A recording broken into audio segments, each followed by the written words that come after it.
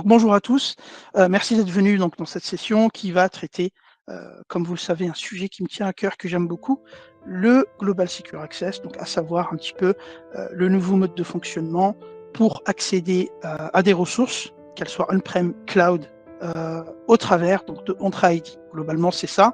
On verra derrière un petit peu dans le capot ce qui se passe. Et puis on verra quelques nouveautés qui ont été annoncées au Ignite par rapport à ce que Microsoft a mis en place, notamment pas mal d'améliorations sur la partie client, le client GSA. Et puis, je vous ferai aussi une petite annonce sur donc une communauté qu'on va lancer prochainement. Et puis, bien évidemment, je profiterai aussi pour remercier le sponsor du jour. Donc, pour ceux qui ne me connaissent pas, c'est Falata Group. Donc, je suis Cloud Solutions et Cloud Security Architect sur la partie Microsoft depuis pas mal d'années. Et je travaille essentiellement sur tout ce qui est produits de sécurité, que ce soit Defender, que ce soit la partie Azure, que ce soit la partie 365, avec un gros focus sur la partie identité, donc protection des identités, gestion et stratégie des identités, et aussi tout ce qui est Purview. Donc d'ailleurs, je vais prévoir une série de webinaires sur Purview prochainement, donc sur tout ce qui est data classification, data protection, le chiffrement, le customer key, et bien évidemment tous les sujets qui sont un peu complexes et qui ne sont pas vraiment abordés en français. Donc ça peut toujours être intéressant d'échanger là-dessus. Donc si vous voulez bien, je vais vous présenter l'agenda rapidement. Donc on va attaquer par la news du jour, le Global Secure Access, les news par rapport au Global Secure Access, quelques démonstrations. J'espère que je n'aurai pas d'effet démo. Et puis, si on a un peu le temps, je prendrai vos questions et puis j'essaierai d'y répondre. Alors, avant de commencer, donc je suis très heureux de vous annoncer que je vais lancer une communauté, donc la French Community Zero Trust. Donc, alors, pour le moment, le site est en construction, les réseaux sociaux sont aussi en construction. Donc, bien évidemment, c'est une organisation communautaire, donc elle a pour but d'aider les gens et tous les membres autour donc de la sécurité Zero Trust au sens large, que ce soit Microsoft ou autre. Elle a pour but aussi d'organiser des bootcamps. Il y aura même des bootcamps. On essaiera de faire des bootcamps gratuits pour que les gens en fait puissent apprendre encore plus à adopter les technologies Microsoft et notamment autour de la sécurité. Donc là, on est vraiment sur un focus sécurité cloud, on-prem et hybride. Donc il y aura soit de l'AD, soit de l'hybridation, soit du full cloud. Et ce sera aussi une communauté qui va aider les gens, donc à travers on aura un Teams dédié qui va aussi aider les gens à passer les certifications de sécurité donc sur Microsoft. Donc là, on va vraiment se focus sécurité, parce qu'il y a trop de produits, il y a trop de machin. Donc là, ça sera vraiment uniquement l'onglet sécurité Zero Trust. Donc d'où le nom en fait Zero Trust Fresh Community. Okay. Donc je vais annoncer sur les réseaux très prochainement le site web. Donc cette communauté, excusez-moi, elle sera donc co-gérée avec deux membres fondateurs, à savoir Jean-François Apréa, que vous connaissez, qui est un copain à moi, et puis Frédéric Morin, qui est à l'île de la Réunion. Parce qu'on prévoit aussi de faire des events physiques avec cette communauté, et notamment peut-être en faire un à l'île de la Réunion prochainement. Le sponsor du jour, donc je vais déjà remercier Wackers pour bien évidemment le sponsoring donc de la session. Un grand merci à eux. Donc vous pouvez aller visiter sur leur site, wackers.fr. C'est une société, on va dire, qui fait de l'expertise autour du cloud, Microsoft essentiellement, et c'est une société bien évidemment qui a plein de services, que ce soit de la sécu, du Modern Workplace, de l'infra, de l'hybridation, et ils peuvent vous aider sur tous les sujets normalement Microsoft. Ils sont assez bons, je les connais assez bien. J'ai déjà fait des sessions, des webinaires avec eux, donc voilà. Donc un grand merci à vous. Et puis on va pouvoir commencer gentiment la session. Alors, comme vous le savez, j'attaque toujours mes sessions de la façon suivante, c'est que, en fait, ce modèle, si vous comprenez ces trois phrases, en vrai, c'est simple, hein, ça paraît simple, mais quand on comprend ça, en fait, tout devient simple et efficient et surtout efficace. Pourquoi? Parce qu'en fait, finalement, quand vous prenez le Global Secure Access, que j'expliquerai tout à l'heure, en fait, finalement, on se retrouve exactement dans les mêmes piliers, c'est-à-dire les principes du Zero Trust autour de Microsoft, la vérification explicite, le least privilege et le assume breach. D'accord? Le Global Secure Access va venir s'intégrer là-dedans et il va pouvoir faire la vérification explicite avec tout ce qui est access control avec les conditional access globalement. D'accord? Il va faire le least privilege parce qu'effectivement, quand on va déployer soit des quick applications sur des segments, soit des applications private avec le profil Private Access, bah forcément derrière on va donner uniquement les droits nécessaires et uniquement les accès nécessaires. Et le Assume Bridge, forcément, comme vous le savez, Global Secure Access est couplé forcément à Entra ID, et Entra ID est couplé bien évidemment à Identity Protection et tout ce qui est autour en termes de sécurité. Donc forcément derrière on a la stratégie de sécurité pour pouvoir se défendre, que ce soit en termes de CCAPS, etc. Sachant que, n'oubliez pas les amis, il y a Copilot qui est en train d'arriver sur Entra, donc ça a été annoncé en novembre dernier, et là c'est en train d'être gentiment d'être amélioré, et vous allez voir que Copilot il va vachement vous aider sur aussi les traitements des incidents autour de Microsoft Entra, c'est-à-dire surtout quand vous avez Identity Protection, bien évidemment avec du P2, d'accord? Forcément, à chaque fois, quand je vous parle de ça, la manière la plus optimale, c'est soit vous avez de l'E5, c'est très bien, soit vous avez le E5 Security, qui vous apporte la partie P2 et la partie sécurité globale, ou soit vous avez Entra Suite, qui vous donne accès bien évidemment à toutes ces possibilités. De toute façon, on fera un petit, je crois, focus tout à l'heure sur les licences. Alors, et donc du coup, comme je le disais, quand vous fusionnez tout ça, en fait, c'est simple, vous avez un petit rond ici, et puis vous avez plusieurs choses. Vous avez le Zero Trust Policy Enforcement, donc ça c'est vraiment le moteur de Microsoft à l'intérieur de Entra ID qui va piloter tous les accès, qu'ils soient depuis un appareil mobile, depuis un PC, depuis l'extérieur, depuis l'intérieur, etc. Vous avez les Conditional Access eux-mêmes qui vont appliquer ces policies, d'accord? Et autour, vous avez le risque, enfin le Continuous Risk Assessment, donc en fait c'est le moteur qui permet tout simplement à l'intérieur de Entra ID de faire en fait de la vérification continue en termes de risque et en termes de possibilités de fuite de données ou d'accès autour d'Entra. Ça vous le voyez pas, mais vous avez le moteur à l'intérieur chez Microsoft et vous avez pas mal d'automatisation. Et vous avez aussi la partie Threat Intelligence, parce que forcément derrière il y a du machine learning, notamment par exemple par rapport à Identity Protection, sur l'analyse comportementale, l'analyse risque de l'utilisateur, l'analyse l'état de santé de l'utilisateur, etc. Donc ça c'est important. Donc finalement ces deux slides ici vous donnent un peu la stratégie globale en fait de l'IDP qui est donc Entra ID de Microsoft, d'accord? Et donc là du coup, comme je vous l'ai montré tout à l'heure, donc le Zero Trust principal, là on rentre dans une nouvelle ère, donc qui est le SASI, donc le SSE, et on va se concentrer sur ce qu'on appelle le Microsoft Identity Centric Solution, c'est-à-dire que Microsoft, avant en fait on avait uniquement le Entra, donc le Entra ID, les Conditional Access, et vous aviez en fait les employés, les locations, les plateformes et les devices, d'accord? Donc ça, jusqu'à là, ça allait bien. Ensuite, à un moment donné, on s'est dit ça serait bien de marier les identités et les devices, ce qui a donné le couple Intune Entra ID pour pouvoir apporter plus de sécurité, pour pouvoir baisser le niveau de risque et surtout réduire la surface d'attaque. Et ensuite, on rentre dans une nouvelle solution qui est le SASI, donc le SSE, qui va nous permettre d'accéder, écoutez bien, ça c'est très important, en fait c'est là la nuance, qui nous permet d'accéder à des ressources on-prem, cloud ou 365 Microsoft au travers d'Entra ID. En fait, c'est ça que ça veut dire. Ça veut dire quoi? Ça veut dire que finalement, je vais pouvoir accéder à des ressources on-prem sans pour autant qu'elles soient publiées via, vous savez, les nuances classiques qu'on connaissait avant, un firewall, une DMZ, on fait du NAT, on fait du PAT et on fait du port forwarding, ça c'est terminé. On va accéder au travers de l'identité et l'IDP à des solutions on-prem. Et bien évidemment, on sait faire la même chose avec 365 et Azure AD.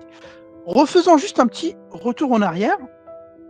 Vous vous rappelez ceux qui font de l'Azure AD depuis longtemps, Azure AD ou Entra ID comme vous voulez, avant, pour accéder à des ressources on-prem au travers d'Azure Active Directory, on avait ce petit composant, qui existe toujours, qui est le APP Proxy.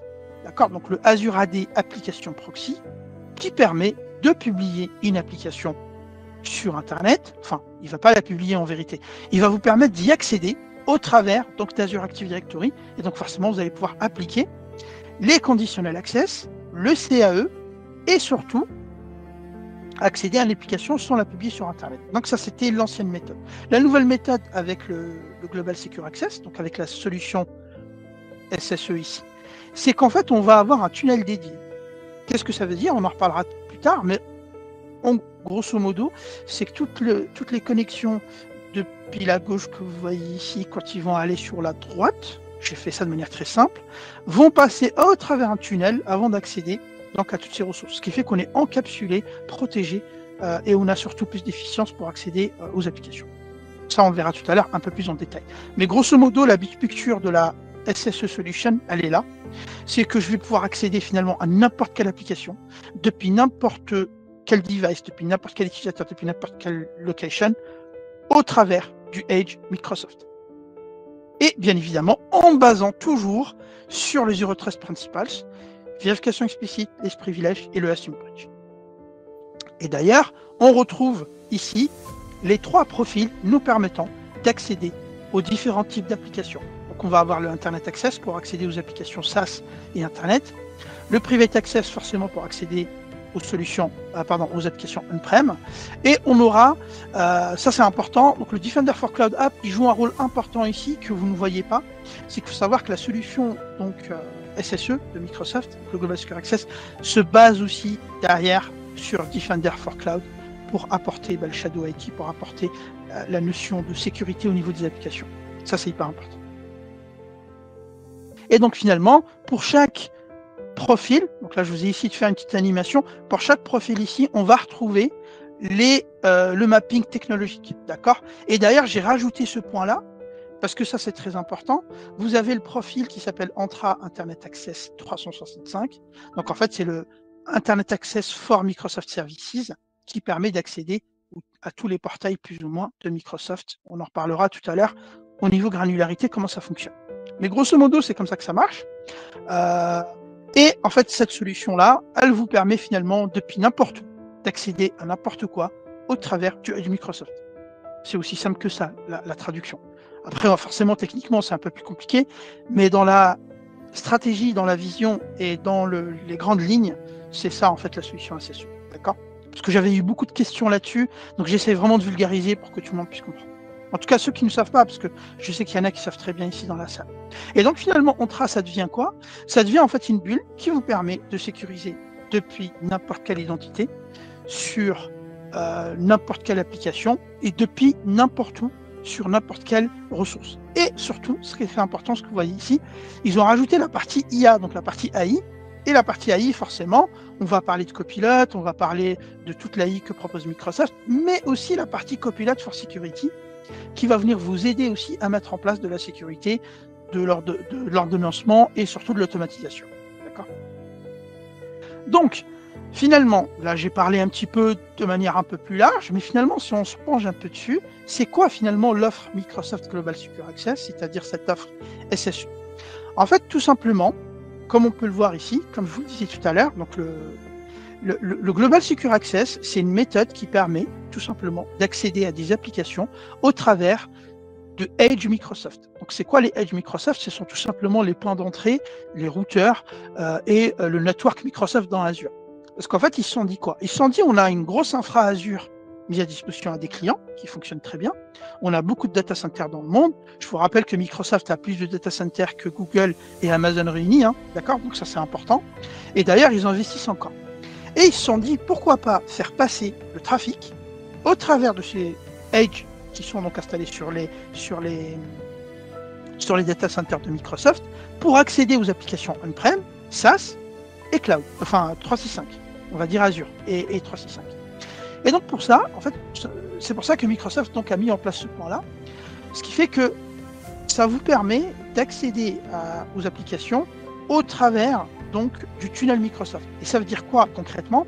Ça veut dire que quand vous allez par exemple aller sur portal.office.com, au lieu d'y aller sur Internet, c'est-à-dire qu'au lieu de vos paquets réseau, donc sur le niveau 3, soit routés sur des routeurs publics, d'accord, en fait vous allez emprunter un chemin différent, et ce chemin-là est encapsulé et surtout pas visible de l'extérieur. Et ça veut dire surtout que ça protège de nombreuses attaques, comme par exemple l'ITM attack, le vol des credentials MFA, par exemple. D'accord? Donc ça, c'est très important à comprendre. Et donc derrière, en fait, ils vont utiliser toutes les régions de Microsoft, avec tous les edge qui sont, on va dire, dédiés. Et ça permet donc d'avoir, plus ou moins, j'aime pas ce mot, mais c'est comme si vous aviez un gros tunnel VPN entre vous et les services cloud de Microsoft et les autres applications. Et bien sûr aussi, si vous y accédez au on-prem. Donc l'offre, elle se présente comme ceci, Global Secure Access. Dans le Global Secure Access, vous avez 3 types de profils. Vous avez l'Internet Access, le Private Access et vous avez le Microsoft 365, donc ils appellent ça le Internet Access for Microsoft Services. Et ensuite, à l'intérieur, je l'ai décomposé comme ça pour que ce soit plus simple, vous avez plusieurs, on va dire, features. Vous avez la partie Universal Conditional Access, ça c'est ce qui permet d'activer l'Access Control au niveau du ZTNA. Donc votre ZTNA, il est là en fait, hein. Donc c'est le Zero Trust Network Control, c'est ça qui permet, si vous voulez, en fait, de contrôler le réseau à travers l'identité. Donc Zero Trust Access, Zero Trust Control Access. Ensuite, vous avez l'Universal Tenant Restriction. Donc ça vous permet de faire du Tenant Restriction, on en reparlera tout à l'heure. La partie Compliant Network. Donc ça voudrait dire qu'à chaque fois que vous allez créer un Global Secure Access dans un tenant, vous allez avoir une part de Compliant Network qui va venir avec le profil 3.6 le profil Microsoft. On a la partie log forcément, on a la partie Remote Network, on en reparlera, et le Traffic Forwarding, qui est plutôt pour la partie Internet, on en reparlera aussi. Donc, en termes d'interface, ça donne quoi? Donc, ici, si vous voulez, si je vais sur mon tenant ici, et je vais sur la rubrique Global Secure Access, comme je vous le disais tout à l'heure, dans Connexion, dans Traffic Forwarding, je vais retrouver mes trois profils. Okay, donc j'ai le trafic Microsoft, qui est moi je l'appelle le 365, mais c'est en fait en réalité le Microsoft Traffic Profile. Vous avez le privé et vous avez ici le Internet Access. Je vous ai parlé tout à l'heure de forwarding, parce qu'en fait il faut savoir que ce profil, aujourd'hui, il fonctionne uniquement sur ce type d'URL. Donc ils sont là toutes les URL, d'accord? Et en fonction de ce que vous voulez, vous pouvez soit faire un bypass, soit faire un forward. La différence est très simple. Quand vous faites un forward, ça voudrait dire que vous passez les URL, enfin les paquets passent au travers du Edge de Microsoft, qui ne sont pas visibles sur Internet. Si vous faites un bypass, ça voudrait dire que ça passe sur Internet classiquement. D'accord? Donc ça dépend de vos besoins et en fonction de ce que vous voulez. Bien évidemment, ça peut aussi s'activer directement ici, en fonction de la granularité que vous souhaitez. D'accord? Donc ça, c'est important à bien comprendre. Après, vous avez le profil Internet, donc on en parlera un petit peu après, et le profil private qui, lui, rappelez-vous, permet d'accéder à des applications on-prem depuis le cloud. D'accord? Donc après, sur cette, on va dire cette fenêtre, vous avez le dashboard ici. Et dans le dashboard, vous allez retrouver pas mal d'informations sur les accès, sur les logs, sur les destinations, qui a utilisé quoi, etc. Donc ça, c'est intéressant. Vous avez ici la partie client pour downloader le client, parce qu'en fait, ça marche soit avec un client, soit avec un remote network. D'ailleurs, le remote network qui est ici, que j'ai configuré avec la partie Azure. En fait, j'ai simulé une entrée de Azure. Donc, forcément, en fait, vous devez configurer du BGP, donc le protocole qui permet de router des ASN entre eux, d'accord, ici. Donc c'est un protocole de type externe, IGP, et pas un protocole interne comme on connaît OSPF, IGRP. Donc BGP, c'est vraiment un protocole de type externe. Et ça, c'est important parce qu'en fait, on connecte des AS ensemble. Et pour ça, on est obligé de faire de la propagation BGP, d'accord? C'est important. Ok, donc là, après, on a une signature, etc. Ensuite, ici, vous avez les connecteurs. Donc là, les connecteurs, on en reparlera tout à l'heure, mais ça, c'est ce qui vous permet d'accéder aux ressources on-prem, parce qu'il n'y a pas de magie. Au bout d'un moment, on a en fait des proxys qui vont nous aider à faire ça. D'accord? Après, ici, vous avez la partie sécurité. Pour la partie web filtering et le web forwarding. Donc, d'accord? Donc là, par exemple, je peux éditer, je peux bloquer des sites, etc. Alors, pour que vous sachiez, pour qu'on soit bien clair, cette partie web filtering, aujourd'hui, on fait que du web avec filtering. C'est pas, honnêtement, c'est pas impressionnant. Par contre, Microsoft sont en train de travailler, bien évidemment, ils sont en train d'améliorer le produit, on peut le supposer, pour qu'il arrive à être à la hauteur de Zscaler, par exemple, où on arrivera à faire vraiment des policies précises, etc. Alors, on ne sait pas si ça sortira un jour ou quand est-ce que ça sortira, mais je pense qu'ils sont en train de l'améliorer, parce qu'ils sont obligés, parce qu'aujourd'hui, on l'état. Le profil Internet Access, je vous avoue que moi, en production, je ne l'utilise pas parce que ça ne m'apporte pas vraiment de valeur, si ce n'est bloquer quelques sites. Et c'est pas vraiment ce que je recherche. Bon, il y a l'inspection SSL aussi qui a été rajoutée, mais voilà, c'est pas vraiment transcendant. D'accord, donc ici, vous avez votre web filtering. Là, par exemple, j'ai bloqué Sport ici.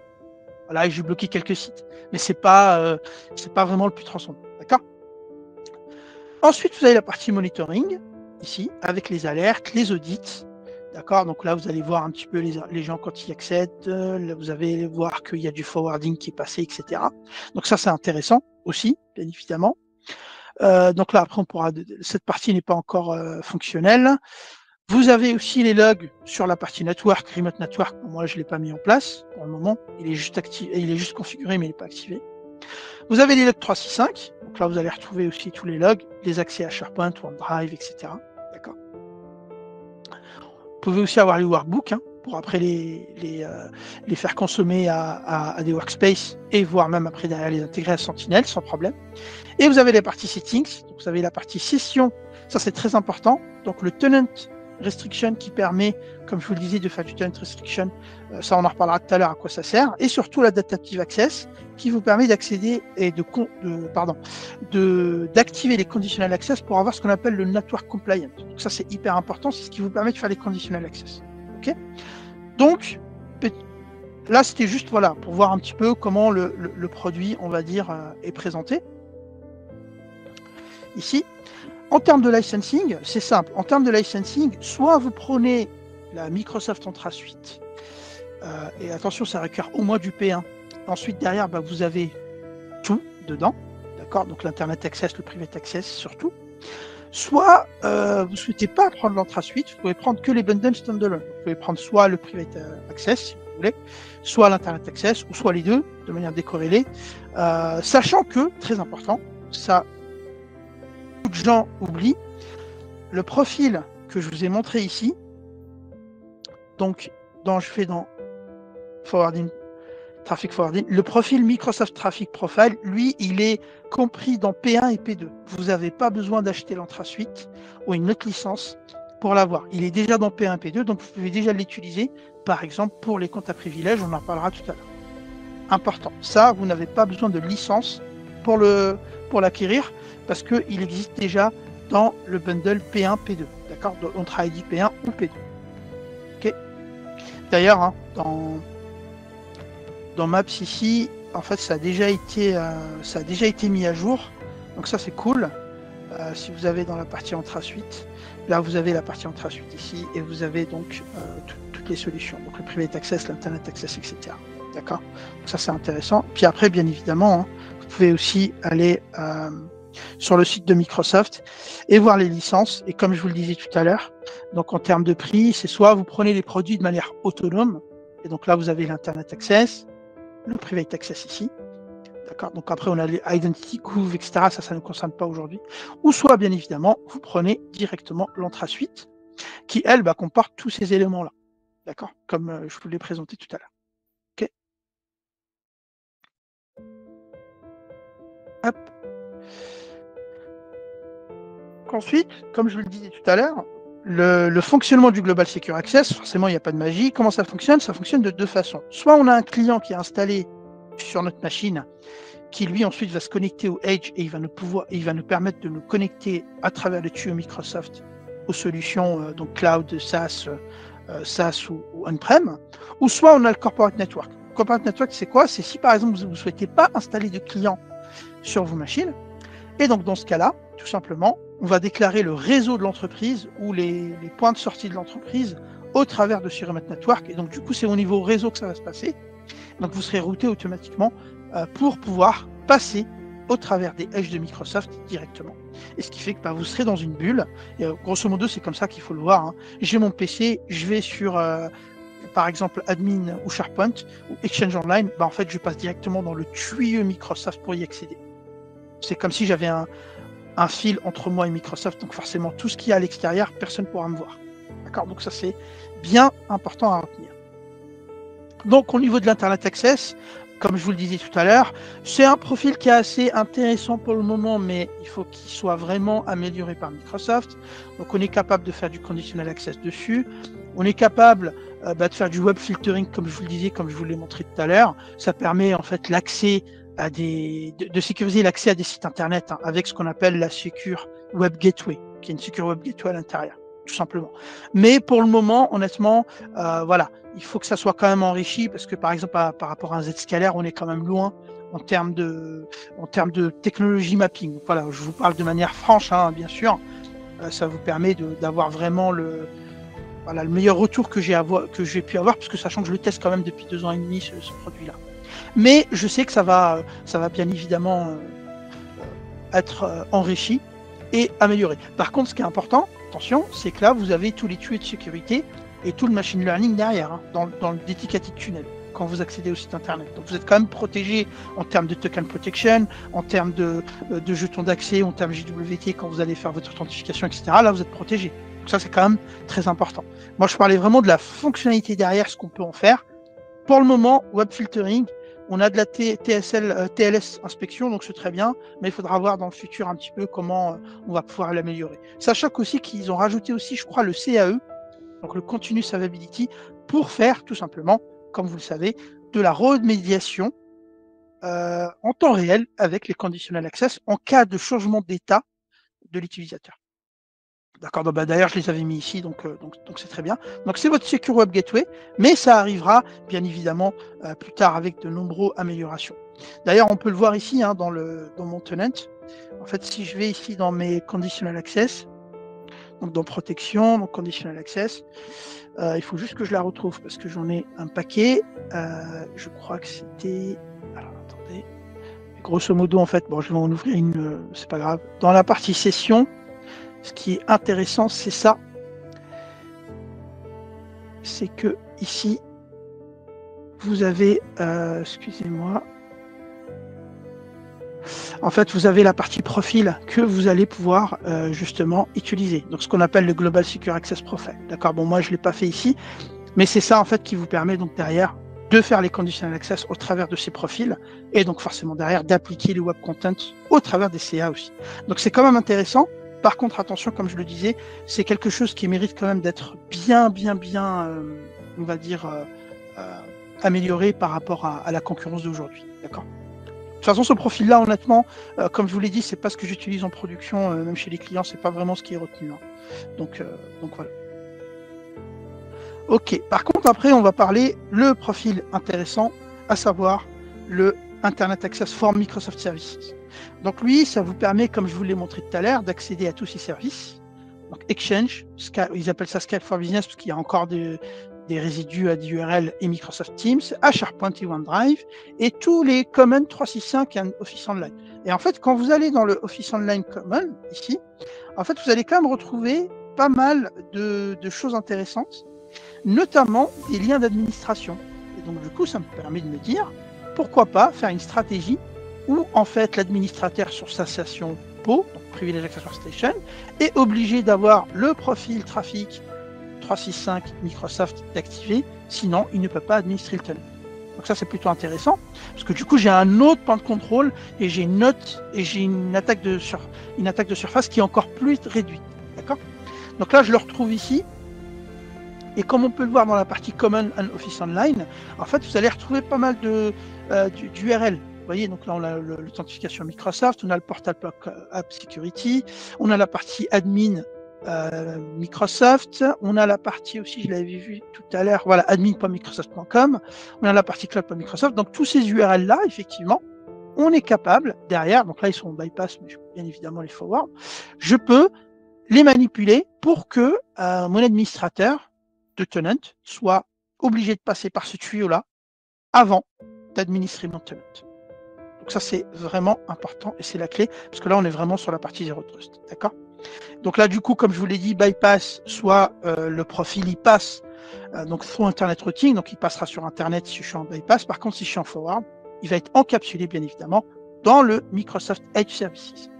Pour le moment, on n'est que sur du protocole, comme vous avez pu le voir, de niveau 4, au niveau de la couche OSI, donc le protocole transport, et on est sur sur la partie TCP pour le moment. D'accord.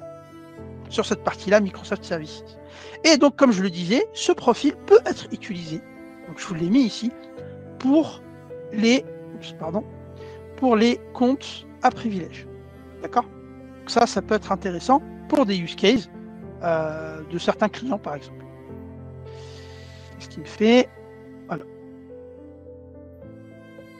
Pour certains clients, par exemple. D'accord. Donc ça peut être intéressant en fonction de vos besoins.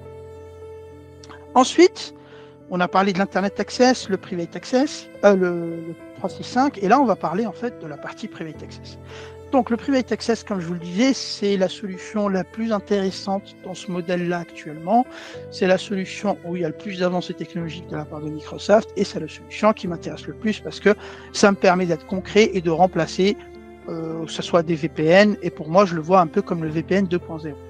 Donc tout simplement, il est basé, encore une fois, sur du Zero Trust, comme je vous l'ai dit, sur les principes du Zero Trust, d'accord? Donc qui va vous permettre d'accéder à des applications on-prem sans pouvoir avoir une connexion réseau avec cette application on-prem et sans pouvoir l'exposer sur Internet. D'accord, c'est important. On est capable de faire du TCP et l'UDP, très important parce qu'avant on pouvait faire que du TCP, maintenant on peut faire les deux, il n'y a pas de souci. Et là, ce qui est bien, c'est que je vais pouvoir faire des conditional access sur des applications legacy, parce que ma connexion est au travers de l'Entra ID et au travers du SSE, c'est l'intérêt du profil Private Access.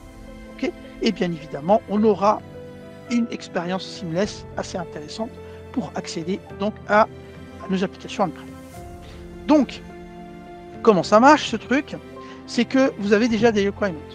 Déjà, en termes de licence, soit vous avez la Private Access License Standalone, soit vous avez l'Entra Suite. Ensuite, vous devez mettre en place un on-premise server connector. C'est un connecteur que vous allez installer, minimum 2012 R2 ou plus. Il fait que de la sortie au niveau réseau, c'est du 80 et 443. Donc c'est là le point important. On ne fait pas d'entrée, on ne publie rien sur Internet. Là, on fait que de la sortie. En termes de sécu, on ne peut pas être mieux, si vous voulez. Bien évidemment, très important, ce serveur doit être placé dans le réseau auquel vous devez accéder à d'autres applications, c'est-à-dire ce serveur-là doit accéder à toutes les applications auxquelles vous souhaitez accéder depuis Internet. Très important, parce que c'est lui qui va faire le proxy. Le minimum framework, donc le Delnet Framework 4.7.1 au plus. Bien évidemment, on recommande plusieurs serveurs, hein, parce qu'en général, pour de la haute disponibilité, ou si vous avez plusieurs plaques géographiques, le mieux c'est de faire des groupes US, Europe, etc. Et vous mettez au moins 2 voire 3 connecteurs, d'accord, pour la gestion des accès. TLS 1.2 important, donc vous avez normalement Microsoft donne les règles pour activer le TLS 1.2. Et puis, bien évidemment, très important, avoir un serveur dédié. N'allez pas m'installer ça sur un AD Connect, n'allez pas m'installer ça sur un DC et autres. Comme je le vois, des fois, c'est un peu compliqué. Installez-le vraiment sur un serveur dédié, tout simplement. D'accord? Et il vous faut aussi, en termes client, le client GSA sur vos computers. D'accord? Et ensuite, une fois que vous avez ça, vous allez pouvoir mettre en place le Quick Access Application. En fait, là, c'était Enterprise Application et le Global Secure Access, ça c'est nouveau, je vais en parler. Hop, donc ici, tout simplement, vous avez deux choses. Vous avez soit l'accès de manière rapide, soit l'accès de manière un peu plus compliquée. Je vais vous montrer ici en termes de démonstration. Après, on parlera un peu de hardening au niveau de Edge et Chrome au niveau de la redirection DNS. Hop. En fait, si vous voulez ici, je sais pas pourquoi il me fait ça. Ah oui, d'accord. En fait, je ne l'avais pas killé. Alors, donc si je reviens sur ma partie Private Access, ici, donc je reviens, comme je vous le disais ici, et puis je vais aller sur mon profil, donc ici, qui est le Private Access, d'accord? Et dans le Private Access, j'ai deux choses, comme je vous le disais tout à l'heure. J'ai la partie ici, hop, je vais juste remonter ça un peu par là, application, et dans l'application, j'ai soit, comme je vous le disais, Enterprise Application, donc je fais une erreur sur les slides, je le corrigerai, ou soit le Quick Access. Le Quick Access, c'est simple, c'est si vous souhaitez donner de manière très rapide, sans vraiment vous prendre trop la tête, et vous n'avez pas trop de complications, vous publiez un serveur, donc là par exemple ici, voilà, je publie un serveur soit avec son IP, soit avec son FQDN, soit j'ai un range, soit j'ai un range d'IP, d'accord? Soit je peux mettre le CIDR ici. Donc là, je mets, par exemple, j'ai fait celui-là, regardez. Donc là, j'ai une IP ici, 10.0020 sur du port RDP 3389 en TCP.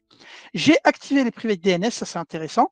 Ça permet en fait de mettre mon DNS suffixe on-prem qui est attaché à mon serveur connecteur, donc mon contrôleur de domaine, enfin mon domaine Active Directory, on va dire. Hein, moi, c'est comme ça que j'ai.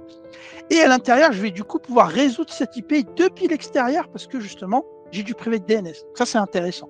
Okay, donc ça, c'est le segment, on va dire, classique. Okay, Soit vous pouvez opter par le segment d'entreprise, j'en ai fait une. Donc là, entreprise, ça va vous créer des applications Azure AD, d'accord? Et dans ces applications, bien évidemment, vous allez pouvoir tout simplement ici activer le fait que vous passez par le Global Secure Access Client et là rajouter des segments. Donc là, typiquement, je pourrais avoir ici, par exemple, dans cette application, elle va s'appeler RH et là, j'ai tous les serveurs RH. Ok. Ensuite, je vais ici, j'ai APP1, j'ai toutes les applications, par exemple le ERP, etc., etc.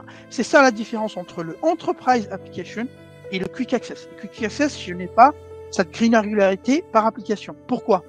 Parce que ici, et ça pour les plus experts parmi vous vont le détecter tout de suite, vu que j'ai plusieurs applications, je vais pouvoir faire plusieurs règles de conditional access différentes. C'est ça l'intérêt, les gars. Okay, c'est ça l'intérêt. Alors que là, je vais avoir des conditional access uniquement sur cette application Quick Access et avec tous les serveurs qui sont dedans. Donc, je n'ai pas de granularité en termes de sécurité, tout simplement. Okay, donc là, j'essaye vraiment d'y aller doucement pour qu'on puisse bien tous comprendre là-dessus. Okay, donc là, après, bah forcément, hein, je peux ici accéder à mettre ici les utilisateurs afin qu'ils puissent accéder aux applications, etc., etc. Mais grosso modo, c'est comme ça.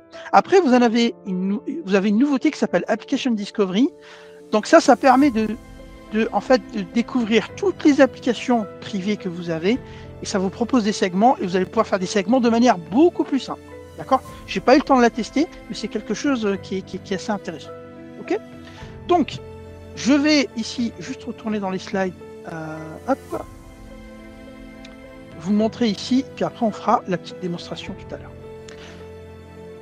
Donc le Private Access, en quoi il est intéressant, c'est que en fait par rapport à un VPN traditionnel, forcément, vous avez plus de complexité, forcément vous avez gérer la partie réseau, vous devez avoir des gens qui gèrent le réseau, etc. C'est bien compliqué.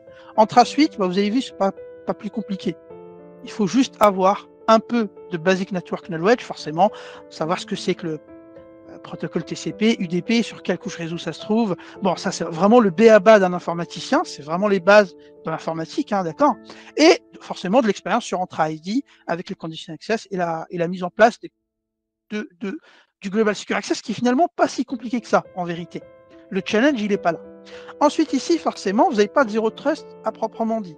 C'est-à-dire que dans le VPN traditionnel, vous êtes un peu dans un château fort où tout est barricadé et vous avez un point de contrôle que depuis en fait le mur. Donc, vous avez un grand mur, mais dès que je rentre dedans, c'est la porte ouverte.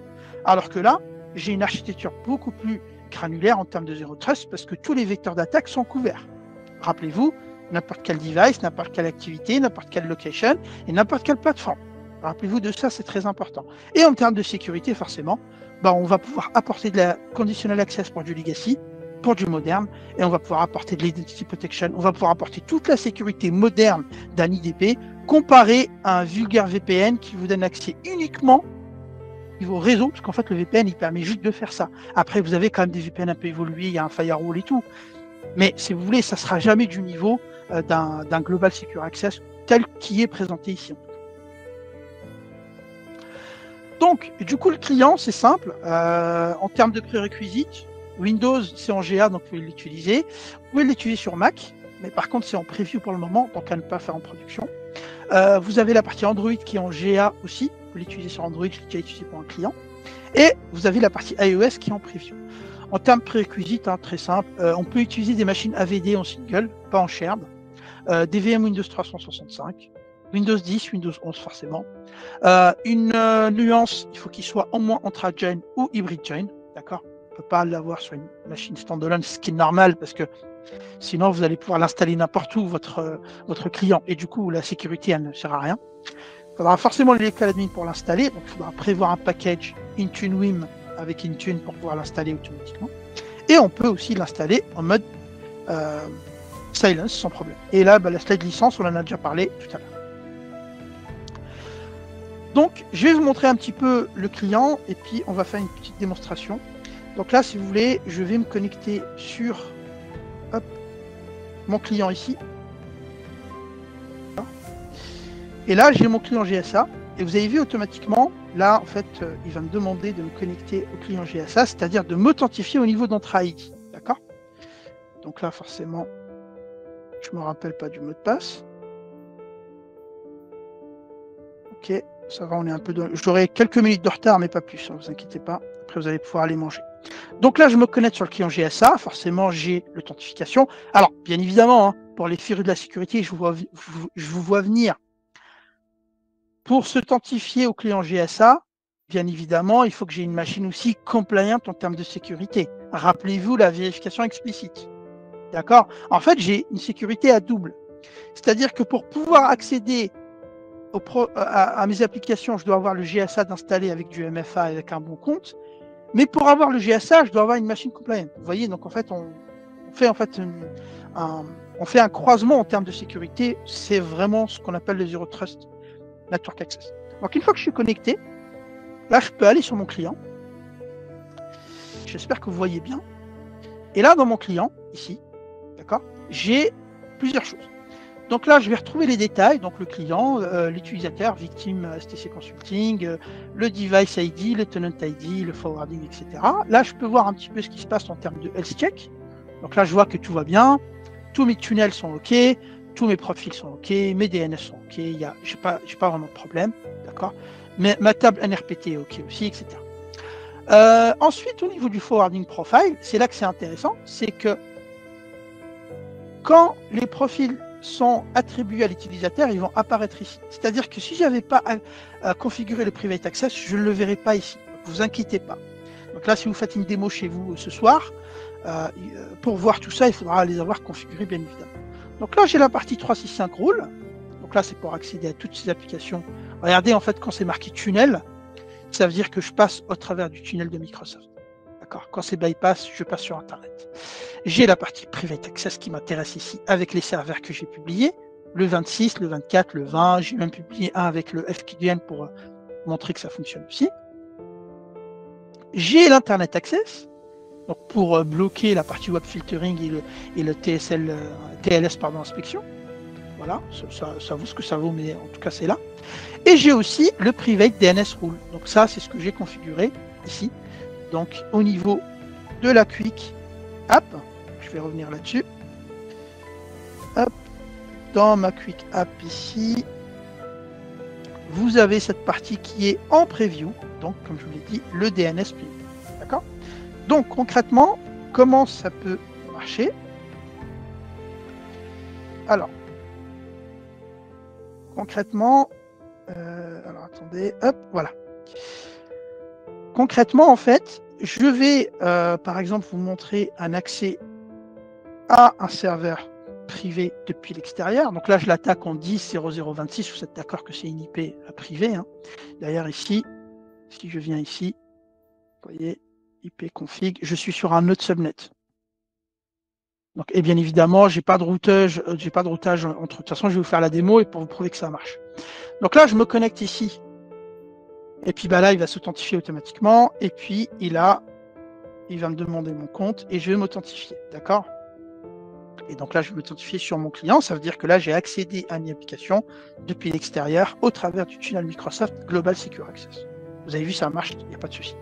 Maintenant, par contre, si ici je ferme le client, forcément, ce qui va se passer, c'est que si je réessaye, ici, forcément, il va me dire, écoute, c'est pas possible, c'est normal parce que le tuyau est fermé, le Global Secure Access est fermé, donc forcément, je ne peux pas faire tout simplement mon accès réseau au travers du Global Secure Access. Vous avez vu ici, ça marche plus, d'accord? Donc là, je vais pouvoir le rallumer. Ce qui est bien aussi, ils ont rajouté quelque chose sur le client, c'est que vous allez pouvoir faire des tests rapidement, soit en fait depuis ici. Quand vous publiez une application, en fait, vous voyez tout de suite si elle est joignable ou pas. Il y a un statut, donc ça c'est intéressant. Pourquoi? Parce qu'en fait, c'est ça qui va vous aider, c'est votre connecteur qui est là. Et ce serveur-là, en fait, il est sur le même réseau, forcément, que les applications, les serveurs que j'ai publiés. C'est normal. Faites très attention à ça. C'est important. D'accord? Donc là, je reviens ici. Et en fait, comme je vous le disais sur ce client, ce qui est intéressant, du coup, je vais aussi pouvoir faire des tests assez intéressants directement depuis le client avec cette partie Policy Tester. D'accord? Donc là, je peux mettre les IP ici, etc., etc. Donc 10, 0, par exemple, je crois que c'était 0.0.26.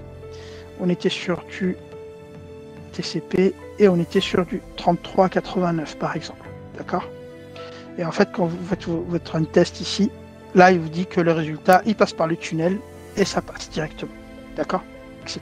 Donc ça dépend après, bien évidemment, de ce que vous souhaitez faire. Vous avez ici les hostnames aussi. Vous pouvez faire ce qu'on appelle de la collection de données au niveau DNS. Hein. Ça peut faire de la collection.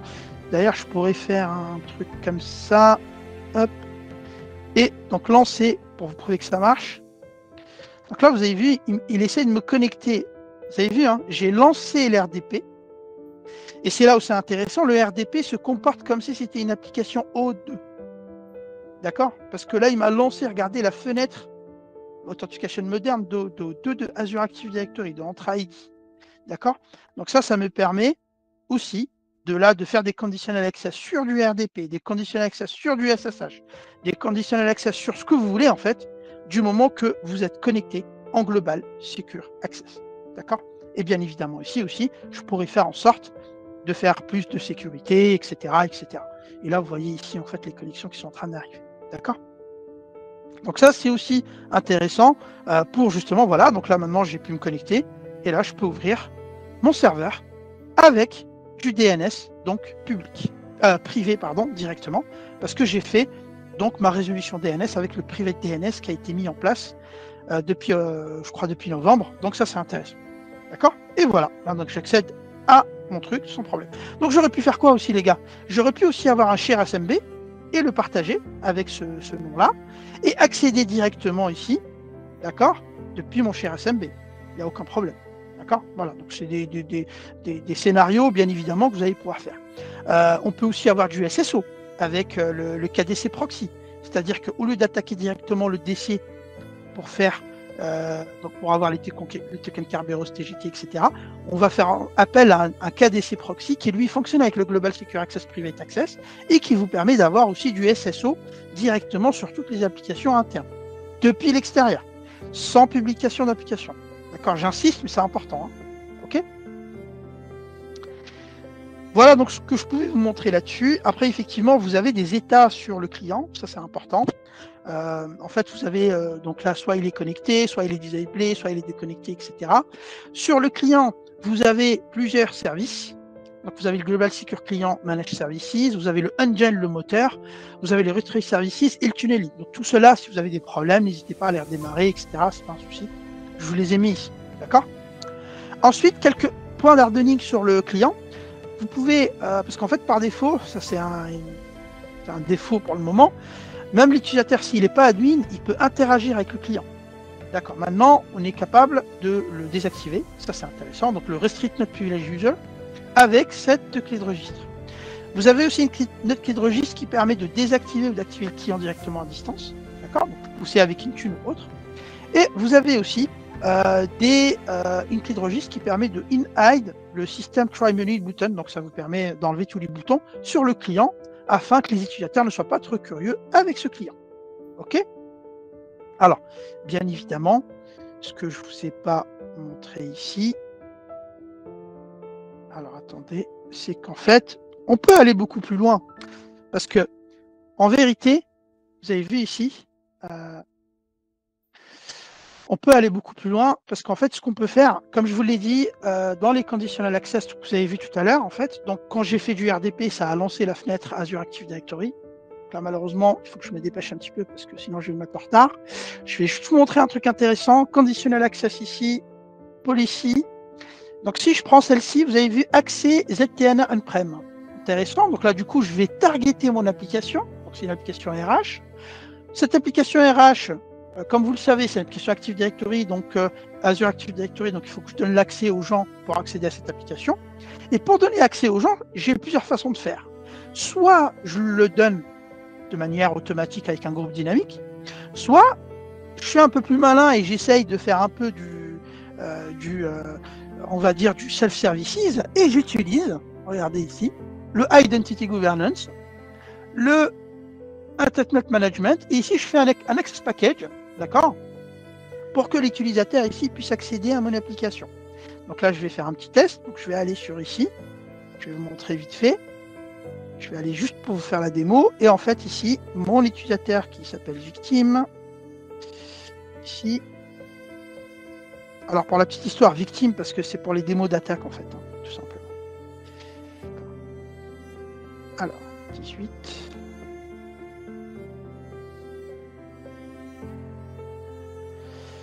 OK. Et ensuite, ici, vous avez vu, là, je vais pouvoir, donc ici, j'ai les access packages et j'en ai un qui est pour moi, qui s'appelle soit le Entra Global Admin, le GSA Admin, donc c'est pour être GSA Admin, donc je peux faire la demande, soit je peux faire une demande pour accéder à l'application. Donc là, du coup, je vais faire continuer. Pourquoi tu souhaites accéder à l'application? Bonjour, c'est pour le test webinar. Pour installer, je sais pas, une app RH. Ok, je peux même mettre une spécifique période, une date de fin, une date de début. Là, on est sur du 0.13, les gars. Encore une fois, les privilèges, vérification explicite. Je submit la request directement. Ensuite, ici, je reviens sur mon tenant. D'accord. Sur mon tenant, ici, je vais aller sur My Access. Et puis, parce que je crois que cet utilisateur-là, il est approuvé normalement. My Access, oui, normalement, oui. Donc, c'est dans My Access, excusez-moi. Et là, dans Approval, bon, il faut attendre un petit peu, hein, c'est pas instantané. Voilà, en fait, elle est déjà là. Et là, vous voyez que j'ai mon utilisateur ici, je fais Review. Le record detail, donc c'est l'utilisateur victime. Il souhaite accéder quoi? Pourquoi tu souhaites accéder à l'application? Bonjour, c'est pour le webinar. Vous avez vu, pour installer une application RH. OK. Bah écoute, je vais t'approuver. OK pour cette fois. Et voilà, Madrid, pour ceux qui ont vu le foot hier soir. Et là, je fais Submit ici. Et donc forcément, la requête va être acceptée et l'utilisateur va être automatiquement rajouté à l'application et il va pouvoir tout simplement accéder à l'application au travers, en fait, de son, ici, client avec du ZTNA en Private Access. Vous avez vu, on fait un mélange de tout. On fait un mélange d'automatisation, un mélange de gouvernance, un mélange de network et un mélange de sécurité. Tout ça dans une seule console, le SSE Global Secure Access. Et c'est ça la clé, en fait, de ce truc-là. D'accord? OK. Donc là, bah, du coup, ici, pareil, pour les conditional access, comme je vous l'ai dit, en fait, ça vous active ce qu'on appelle le network compliant.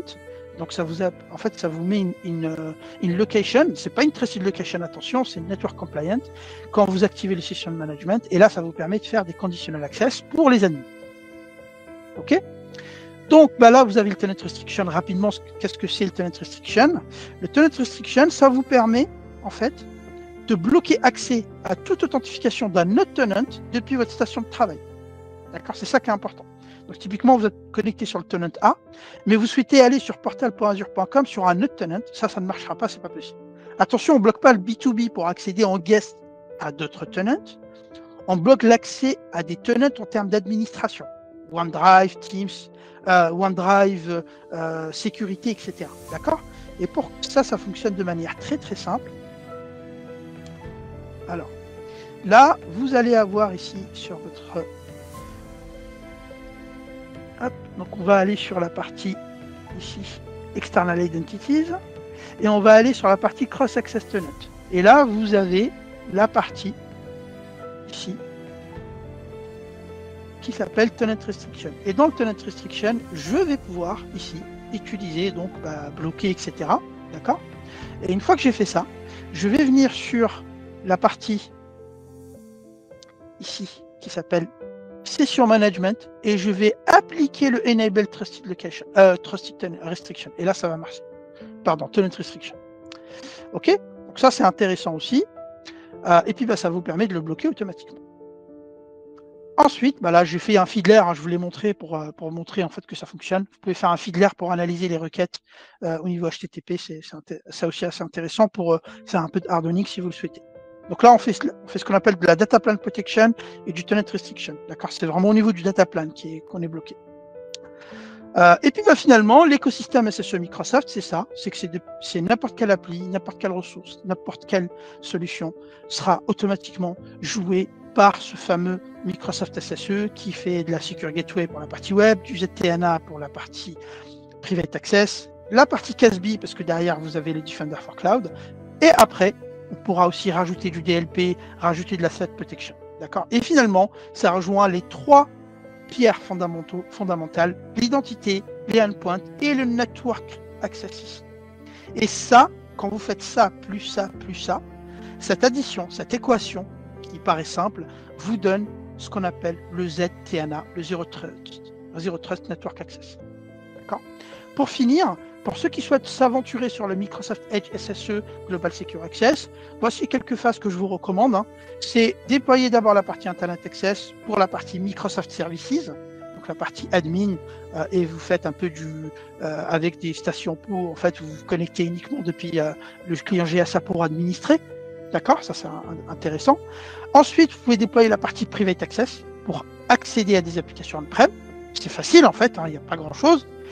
Et plus tard, quand la partie Internet Access sera bien évoluée, vous pouvez mettre en place la partie Internet Access. Pour finir, ça c'est une slide de Microsoft Ignite. Donc voilà, ils ont mis pas mal de choses qui vont arriver.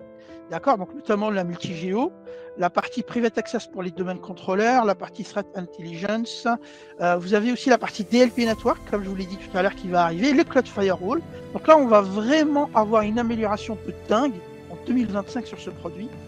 Donc soyez bien à l'affût pour pouvoir monter en compétence là-dessus. Et bien évidemment, vous pourrez me retrouver avec Identity Days dans tous les webinaires que je fais et dans tous les événements que je fais. Je ne cesserai pas de parler du Global Secure Access tout le temps pour justement essayer aussi d'aider le plus possible la communauté. Hop, donc là j'avais pas, hop là. Et voilà, donc je vous remercie pour, on va dire, ce petit moment passé ensemble. J'ai un petit peu dépassé, pour être honnête. Bon, le sujet est passionnant, donc du coup, c'est intéressant. Du coup, je voulais savoir si vous aviez quelques questions, déjà.